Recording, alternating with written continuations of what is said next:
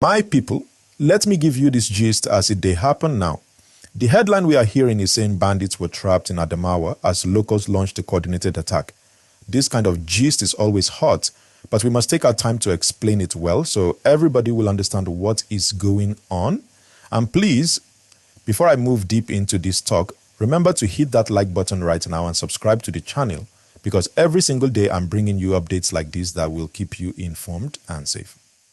Now, Adamawa is a very important state in the northeast of Nigeria. It is a place that has seen many challenges in recent years, from insecurity, clashes, displacement of people, to communities trying to rebuild. So when you hear gist that bandits were trapped, it sounds like something very big. But let us slow down and explain. Because the truth is this, sometimes headlines go viral very fast, but the real story behind them needs careful checking. Still, what is sure is that the people in that part of Nigeria have been facing bandit attacks and violent raids again and again, and communities have been under pressure. Now let's paint the picture. Imagine a community in Adamawa, people in their farms, traders in the market, children going to school, and suddenly there is a threat of bandits coming. This is something that people in many villages have been living with. So when we hear that locals decided to rise up and confront attackers, it makes sense. Because many times when the security presence is small or far away, the people feel they must defend themselves. And this is how these stories of vigilante action, of coordinated response begin. Please don't forget, like this video if you are following and subscribe, because I want you to always stay updated whenever I drop new gists like this. Let's talk deeper about the issue. Communities in Adamawa and across northern Nigeria have faced attacks where armed men come in, sometimes on motorbikes, sometimes in groups, and they cause harm, take away people, or burn homes. The people are tired, and that is why sometimes you see hunters, vigilantes, and local youths come together to protect their villages. This coordinated effort can sometimes catch the attackers off guard. That's why we hear these headlines saying bandits were trapped. But my people, we must also understand these situations are very risky, and sometimes what starts as defense can lead to more clashes. But beyond just this headline, let's talk about the bigger picture. Adamawa has been a place where people suffered displacement. Families have been forced to leave their homes, living in camps or with relatives because they cannot return to their villages. You can imagine the pain of farmers who cannot plant because of fear. You can imagine children missing school because of insecurity. And you can imagine mothers who cannot sleep at night because they are scared of what may happen.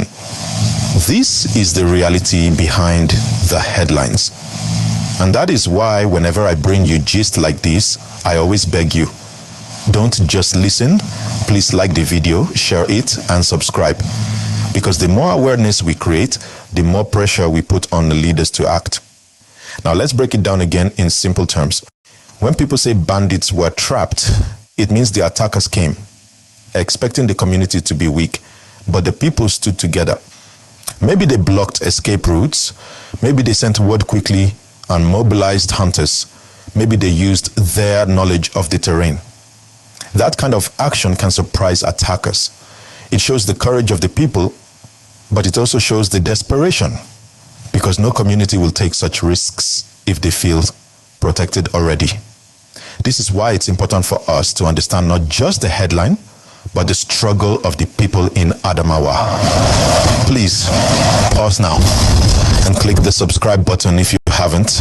I'll wait for you. Done. Good. Now let's continue.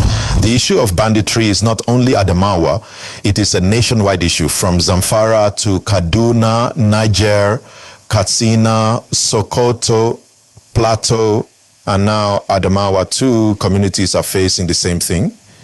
These are armed groups that attack villages, take people away for ransom, and spread fear.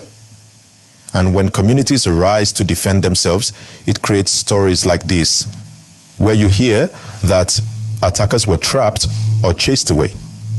But the long-term solution is not just community self-defense. It is for the government and security agencies to provide consistent, reliable protection. Let's also talk about how the media and social media play a role.